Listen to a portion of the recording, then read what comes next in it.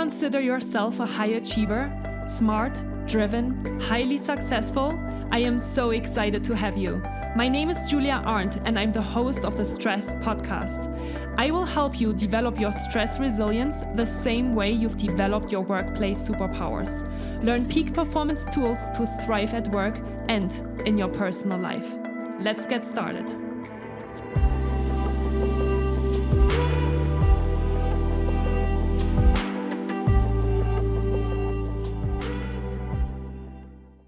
Hi, everyone, and welcome back to the Stress Podcast. I'm super excited to welcome our next podcast guest to the show, and it's Frank Del Fuego. Hey, Frank, how are you doing today?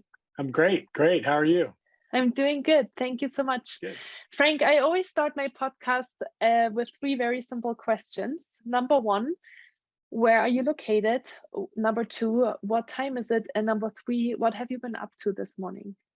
Okay, great. Yeah, I think some of in answering those questions, it'll be also answer some of the work I do as we move forward. So I live in the Bay Area, California, so Silicon Valley. I live in a small town called Los Gatos.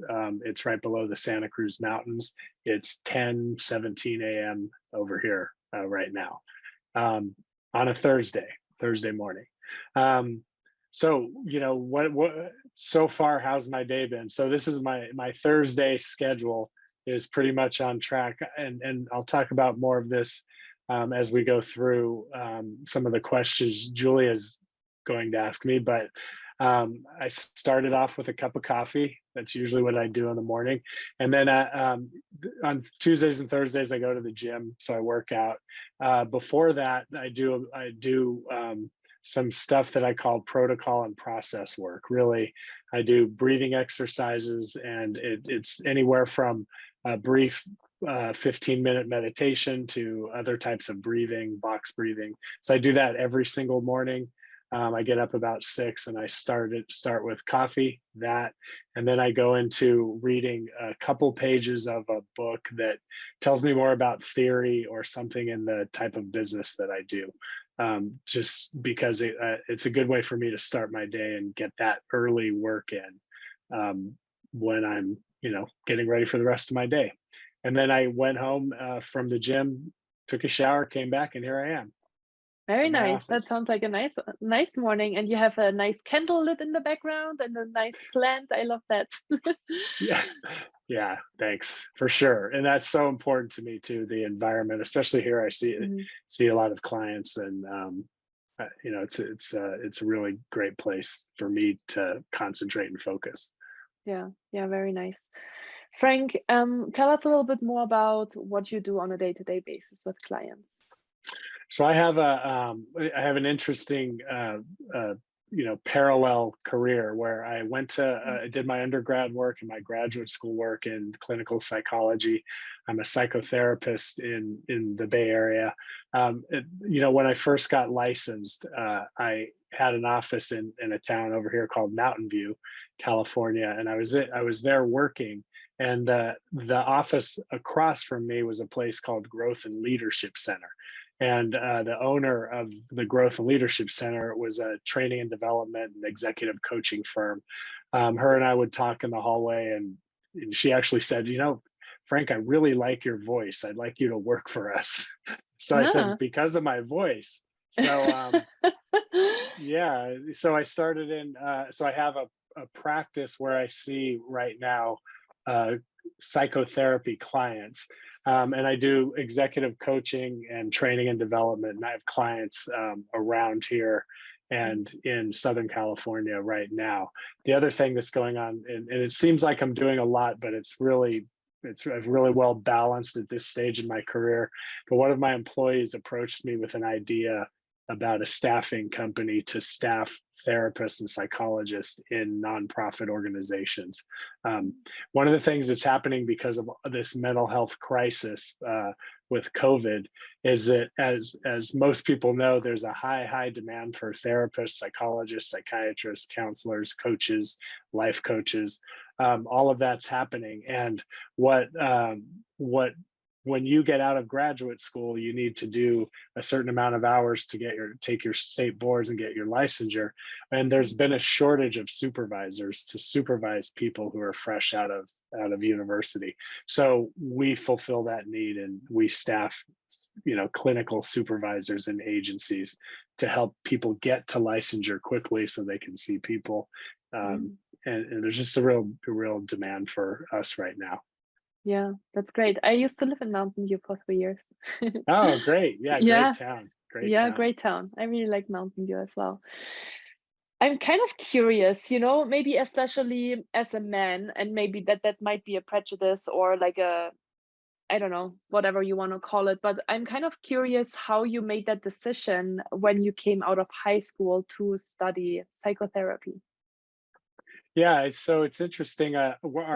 My father was a physician in San Jose.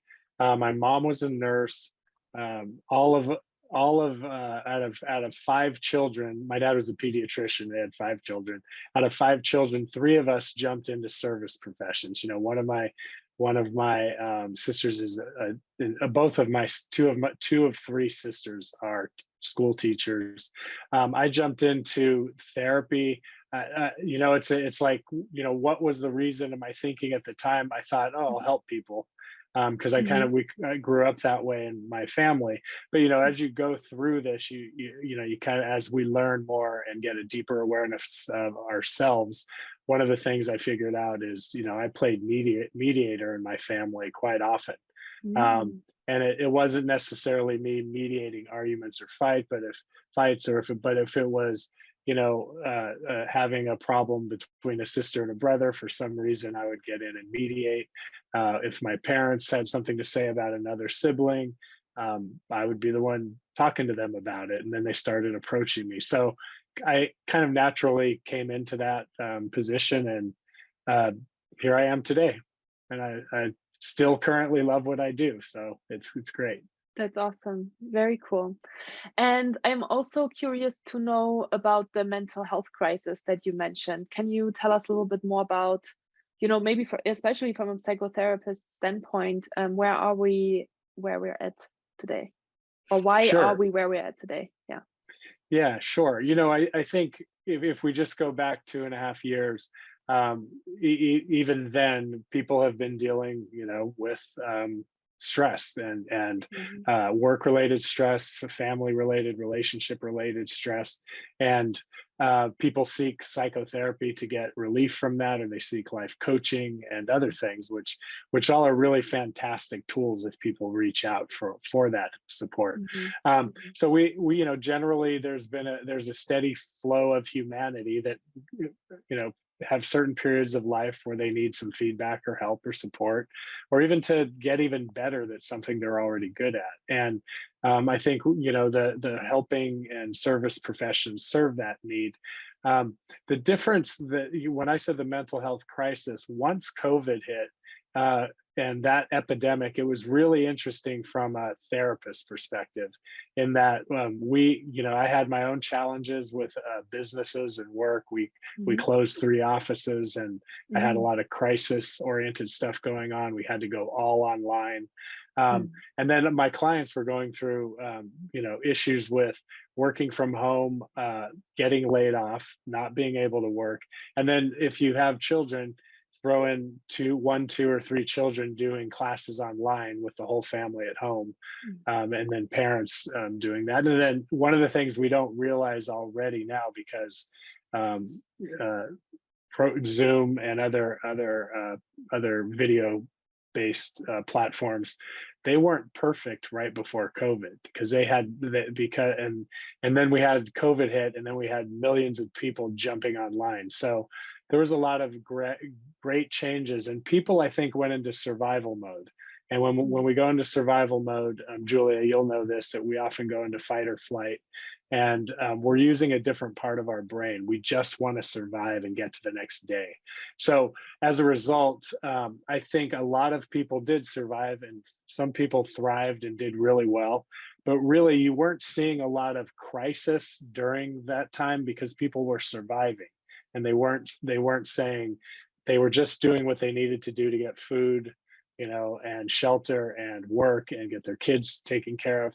So what we find now we found a lot of people were going to getting in therapy as they could, or getting coaching as they had time for. But after, it was like when COVID started to get under general control, people, it seemed like we took a collective deep breath. And then once we said, okay, now we can get back to normalization again, I saw even more clients. And a lot of people realized they went through basically a traumatic event, and were dealing with the consequences of trauma, which was anxiety, depression, relationship issues, hopelessness, job related stuff. And so that's what I mean about the mental health crisis. It's alive and well. Yeah, thank you so much for explaining that to us. Now you already kind of started to talk about, you do kind of this intersection between psychotherapy, but also some leadership coaching, executive coaching. I know you also do brain-based and neuroscience-based coaching. Can you tell us a little bit more about how you got into that? And for those of the listeners that maybe don't really know what that is exactly in the combination with coaching, can you tell us a little bit more about how you use that in coaching as well? Sure. So the brain-based coaching and leadership coaching, it intersects with my background in psychology. I've always had a massive interest in why we do the things we do and how our brain operates. So I've definitely looked at neuroscience and been educated in neuroscience, and really understanding that a lot of people, there are a lot of things with our brains and in brain science that we have control over. There are a lot of things we have absolutely no control over. And so I'm constantly looking at, so how can we work with our brains, and our hearts, but really work with our brains on how we can adapt and adjust to life in a productive way to get even better at the things we're doing. So from a brain-based leadership perspective, this is a tool that I'm certified in, and it comes from the concept of psychological safety. And a woman named Amy Edmondson, she's a researcher at Harvard, and she wrote a book on about how achieving great teams. And it came, by the way, psychological safety studies came out of Google, Julia. And they did, and that's where I got really interested in it. That if we looked at us individually and us as a team and how our brains operate collectively, what would build the most effective teams? And that's creating safety in a team. And that's where I come from, and I do similarly with families. But really, what we do is, if we can create psychological safety in the workplace, our teams are going to be more productive, more happy. We're going to retain more people. So what we do when I do a team building or a team training, we initiate the brain-based leadership tool, and then we get back the results, we aggregate them, and then we have a team building meeting and talk about it, and we can look at where people are on certain parts of that, and how they can come together with their strengths and weaknesses. I'm actually really curious about that. Can we talk a little bit more about that part? So you send kind of a brain-based leadership assessment, and what kind of questions are those? Like, what kind of areas would people need to answer questions about? Yeah, so it's called a safety assessment, and it would be like we look at esteem, we look at stress, we look at communication, we look at a number of different areas, and then and it's really a tool based on preference, not judgment. So it's not weakness or strength. It's what's your preference. So for example, a couple of questions on esteem doesn't mean necessarily about high self-esteem or low self-esteem, but a question might be, do you like receiving awards and accolades for your work and being recognized? And if you score really high in that shows me, maybe as your manager, that it might be good to give you compliments and give you regular feedback on your positive feedback. If you score low on that, I might not need to address that with you. It might be a non-issue. So let me just use that example. If we look at the esteem questions, usually you find that when people are earlier in their careers, they have a high esteem need. You want to know that you're doing the right thing. You know, we don't want to guess. We don't want to say, oh yeah, this seems to be the right thing. So we need people to say, you're doing great. Thank you. You're doing great work. We appreciate you. As people get more skilled at their jobs and they move up in the, you know, work or corporate ladder, they often need less esteem. They have less need for these, for feedback and accomplishments, because they have that level of experience. So it's not a good, bad judgment. It's just, this is how we look at these questions. Very interesting. And then you basically share that assessment, obviously, with the team. And then are there any exercises or any, you know, team buildings you can do as well to kind of maybe create that psychological safety? It's so interesting that that's kind of what's connected to psychological safety, that people want more recognition, for example, or yeah, I don't know what the stress part entails, but yeah. So for example, what we will look at trigger management.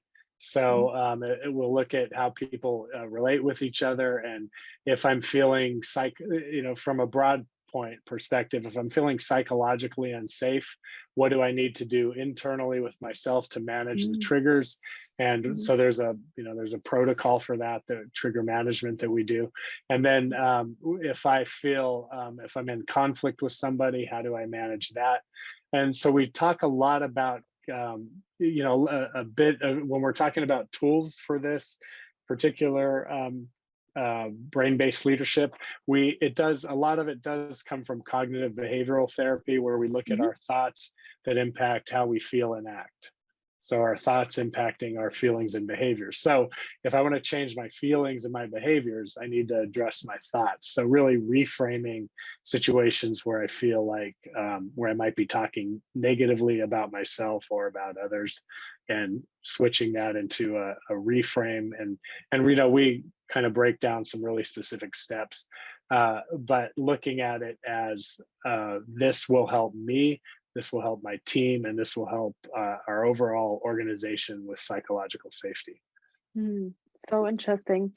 I have another question for when you were talking about brain-based leadership, and that you were saying that you're really curious about the neuroscience and that you really learned a lot about that.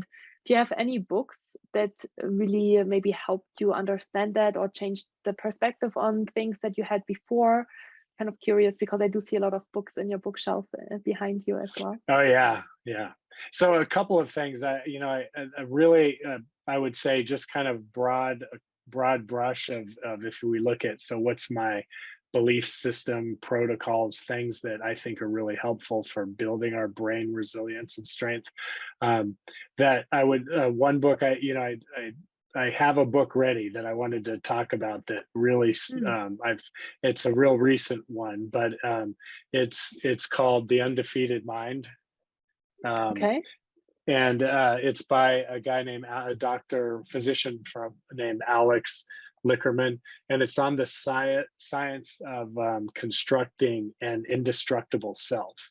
And so what he talks about is, again, if we're building our neuroscience and our brain strength and our resilience and how we interact in teams, it's a really good book for looking at how do we, that as human beings, we often think we're powerless in doing things. And as a result, we don't try to do things, or we avoid difficult topics or discussions. And part of this book is really looking at that we're not powerless. There's a protocol, there are ways and methods of us working towards improving ourselves overall. And part of that goes with how we talk to each other, finding our mission, making a vow or a commitment to do something, but also expecting obstacles. And obstacles are going to be in our life from today, tomorrow, and for the rest of our lives. So it's really looking at obstacles as opportunities. And again, if we talk about the reframing of a situation, if I'm having a bad day or something happens to me, I can look at it one of two ways. I can go, oh, this is too much to take. I'm going to take the rest of the day off. Or as one of my colleagues has this tool, this practice where he calls it ohms, like when we're meditating and we go om. So he said they changed the spelling, and it's obstacles make me stronger, OMMS, ohms. So little tools like that will allow us to really, when we're talking about neuroscience, we can change neural pathways. We can make one part of our brain stronger than the other part of our brain. And when I say that is that if you just think of us, real basically as having two brains, and we have our primitive, you might have heard primitive, lizard brain, all of these different types. And pointing back here, it's in the area called the amygdala. So our more primitive brain is part of our brain that saves our lives. That hundreds of thousands of years ago, we needed our primitive brain to deal with the environment, to deal with big dangerous animals, and to deal with other tribes. We still need that primitive brain in today's society, but not so much. We need it maybe when we're stepping off a curb, or we're, cars coming really fast, or we sense danger with another person that we might not trust around us. So it is a good part of our brain that we need, but we're not in as much danger as we were hundreds of thousands of years ago. So the problem is, though, from a neuroscience perspective, is this old primitive brain is way stronger, way more resilient. It's been around longer than our newer part of our brain, which is our prefrontal cortex. So breathing, doing some cognitive behavioral exercises and other things can actually pool resources and build the muscle of our prefrontal cortex, which is better for problem solving, creativity, thinking, relationships, that kind of thing. Very cool. Thank you so much for explaining that to us. I want to talk with you a little bit about anger management, because that was something that really resonated with me when I first read more about you, and it's something that I've actually never really addressed in the podcast. And I think, as we both know, and maybe some people and some listeners know that already because they've been listening to the podcast for a while, but when we are in our fight or flight response, when we're experiencing high levels of stress, we usually also are higher in emotions, and that can sometimes translate into being more angry, right? And to maybe react quicker, or to be more frustrated, or to say things that we later regret. And so I wanted to talk with you about anger management and how you help people become, awareness is always the first thing, right? But then how do we manage emotions, and how do we manage anger? Such a good question. I have even clients who will come in, and in my mind, I'm working on them with emotional regulation and anger management. And they'll say, but tell me how to do anger management. Should I take an anger management class? And one of the things I would start with is you hear me talk about protocols and processes and practices. And one of the things I will say is that's the indirect pathway we need to start to take to get control of our anger. So if you think of our hierarchy of needs, we need to have food, shelter, be able to have a job that we're making a living so that we can support ourselves. So we need all those baseline things that create less stress and less anger because we feel safe. Now, the other thing to think about, though, is we're always going to have challenges in our lives that create anger. It could be driving, here. It could be me not getting I have a gate in my office. I have a key I have to put in. It takes me a while all the time to move it. I can get angry with. So I think one thing to think about, though, and I think a clear way of thinking with anger is this. We have an anger stimulus, right? So something happens to us, and we have a response to what happens to us. Many of us have a habit of responding. and a habit of responding based on the family we grew up in, based on what we've learned with our friends, and how we grew up with our peers. Maybe even in the workplace, we witnessed and learned from an abusive boss or a person who's just really inappropriate. So we all have a way of how we learn to deal with emotions. So when we start with, okay, what's a stimulus and a response, it's usually pretty habitual, that I've done it so much, I do it over and over again. And I've had, managers, employees, direct reports complain about managers I'm coaching in a 360 or something, that'll say he's really aggressive and he's really has a short fuse and all of those things. So breaking that down, stimulus, an employee asks a boss a question, his or her manager a question, the manager explodes at them or yells at them or humiliates them in front of people. What we would work with just with that is, okay, what triggered you about what the employee said to you? What was your response? And then my work and our work is working on the space in between. That when we have something that makes us angry, we have to create space. We can't go boom, boom. And creating the space is anger management. And that goes, and Julie, I'm sure you've talked about this a number of times in a couple of your podcasts I was listening to around emotional regulation and stuff, is just that we are taking care of ourselves. We are doing our breathing exercises. We are doing relaxation stuff. And it's not just when the incident happens. And it's like I'm exercising my brain every day to create a gap between stimulus and response. And the other thing too is then when you're talking about anger management, we will really stage anger management. So you'll often hear people say, she did this to me or he did this to me and I lost it, right? What we'll do with anger management is say, okay, well, tell me how you lost it. Well, first I'm trying to think of an example there, but they'll say, well, I didn't like the way she spoke to me, so I don't know what happened. I just yelled at her and called her a name.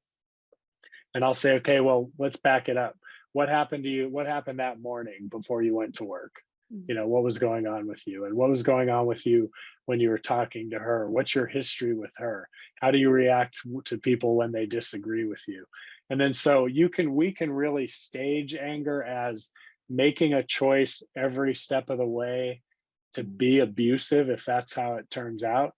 And we need, again, during that space between the stimulus and the response, we need to create some tools and strategies so that they don't lash out, and so that they can also manage their own emotions, so that they can get right back to what they need to do. I feel angry, stimulus. Maybe I'll do some breathing exercise. Maybe I'll take a time out, go take a walk. During that walk, I might suggest to a client, let's reframe the situation. Like she might be having a difficult time too, because there's a project, deadline or a project release coming up. Okay, let's go back to work and I'll, work on it. Tell the person that I'm sorry how I reacted, and let's talk about what we can do moving forward. But really creating this response, the space between that, so that we don't hurt ourselves or others. Yeah, it's interesting you say that. I always also think that our response mechanism or the way we fight comes a lot from what we saw our parents do when we were younger. So how they were resolving conflicts. And I think sometimes we just don't know any other way, in a sense, right?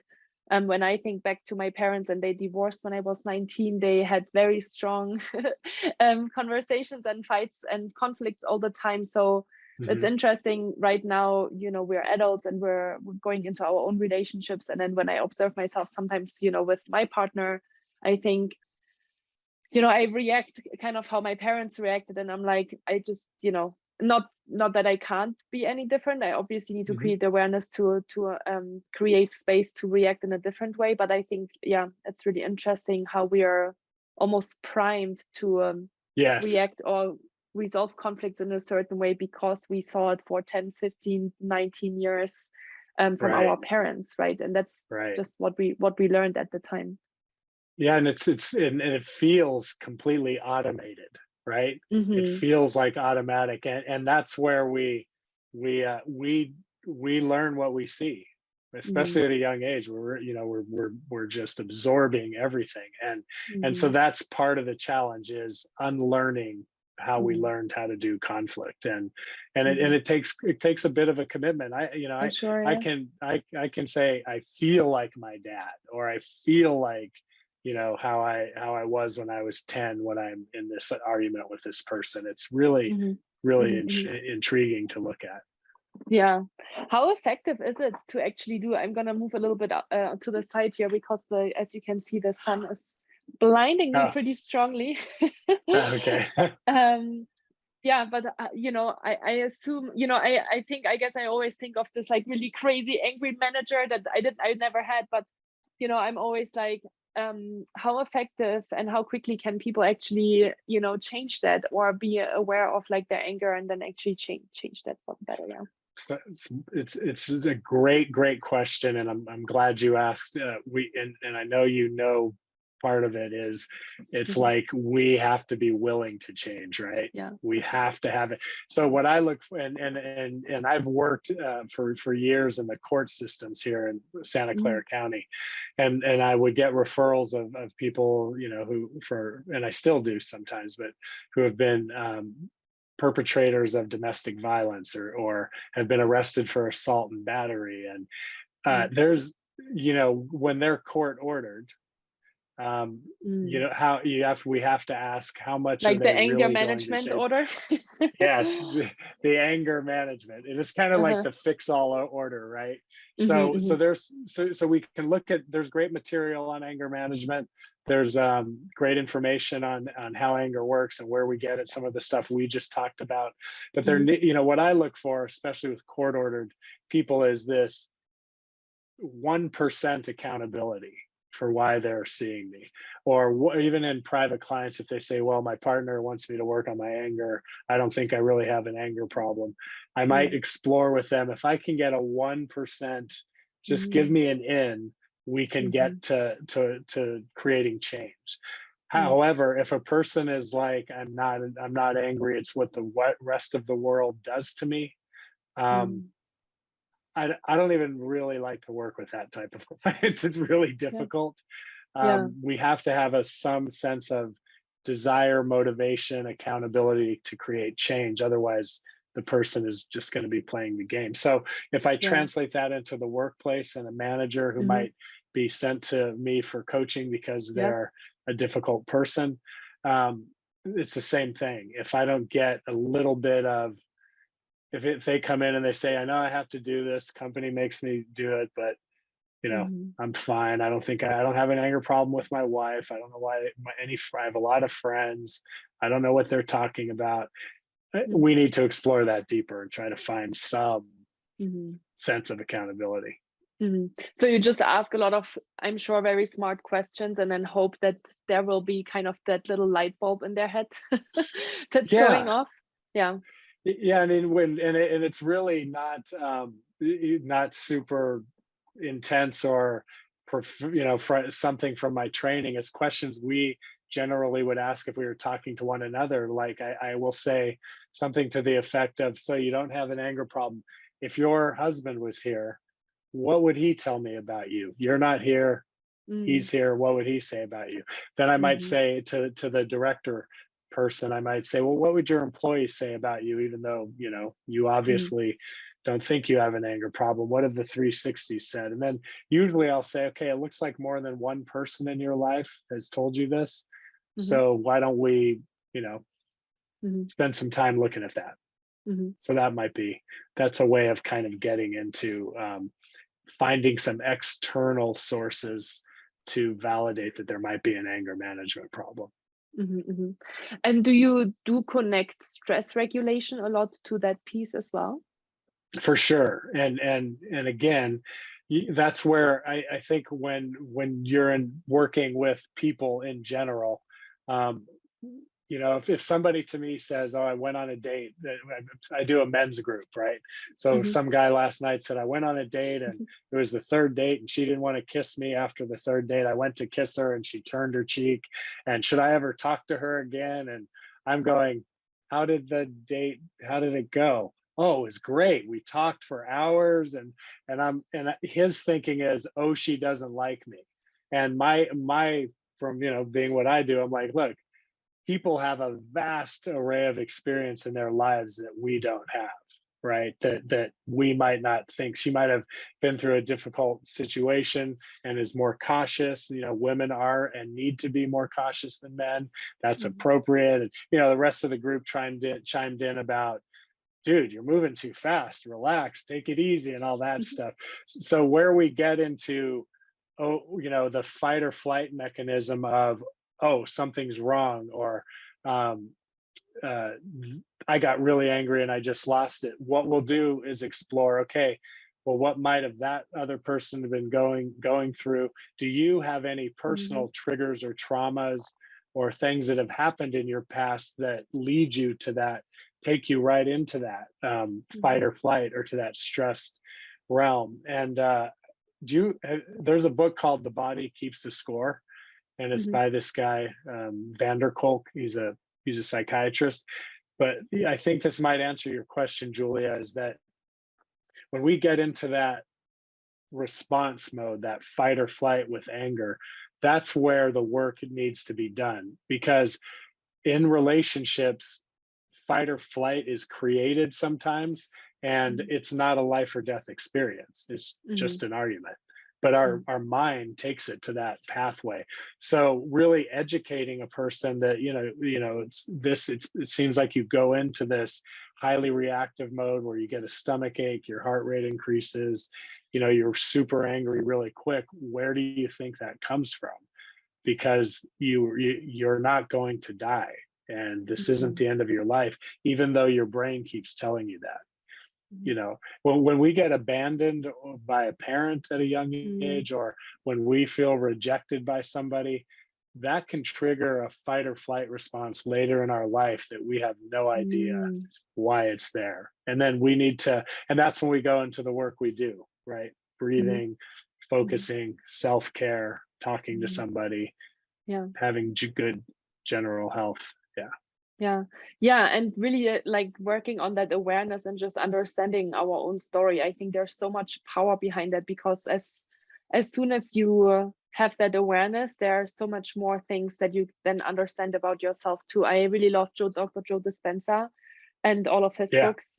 And he says, by creating awareness alone, you've already changed 10% of your brain, because it's so exactly. powerful to just be aware that, and accept that, that there are things that you have experienced, or that there are certain behaviors that you put out on the day. Sure. What's Yeah. the title? I remember the title of his book. I have it over here, but I love it. Breaking the What is habit the of being yourself. Yeah, Breaking the Habit of Being Yourself. It's great. Yeah, Great I stuff. love that book.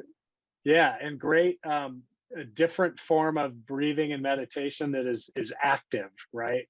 Where Hmm. so some of his breathing exercises are fantastic. They're not boring because you're Hmm. actively breathing Yes. very deeply and stuff like that. So Yeah, great. it's very interesting what he's doing. Yeah. I'm very curious, what are the main reasons clients come to you? So what are the main challenges that they experience? Yeah, so there, I was known in this area. I worked with court ordered clients, and I worked Mhm. with in business, and kind of the touch point for that came that I became known for dealing with difficult people. So I get Mm. I'd get difficult managers at work. And that's why I go, well, I'm not super motivated right now to work with people who aren't motivated, because I've worked with a lot of those people. And I, Mhm. I think there's been some progress in education and stuff.